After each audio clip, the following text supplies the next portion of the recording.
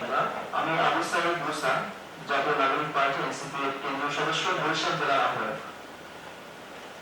তো সেই কারণে আমাদের কিছু হাইওয়ে ডেভেলপমেন্ট প্রপোজাল আমরা উদ্যোগ নিচ্ছি। তো সেই প্রেক্ষিতে আমাদের একটা প্ল্যান মানা বরিশাল গোয়াটা ন্যাশনাল হাইওয়ে, যেটা আমাদের সবার কানের দাবি, সবার বরিশাল বাসীরা মানে পটুয়াখালী।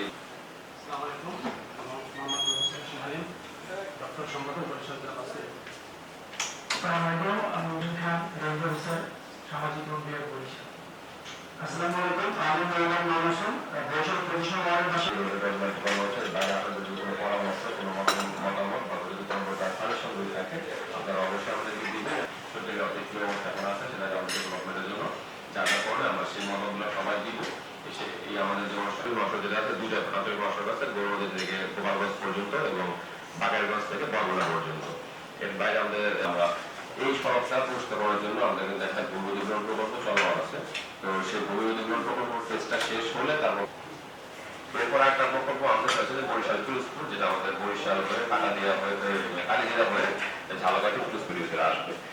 হয়তো আমাদের এখানে আসতে পারবে আমাদের জন্য উদাহরণ হিসেবে যখন ভোলাকে বিচ্ছিন্ন জেলা আছে, সেটা ম্যাচ তৈরি হয়েছিল। সেই রোড ম্যাপটাকে আমরা প্রেসিডেন্ট করছি 2019 সাল থেকে আমাদের 26 আমাদের 40 টাকা আমরা কমেছে যাবো।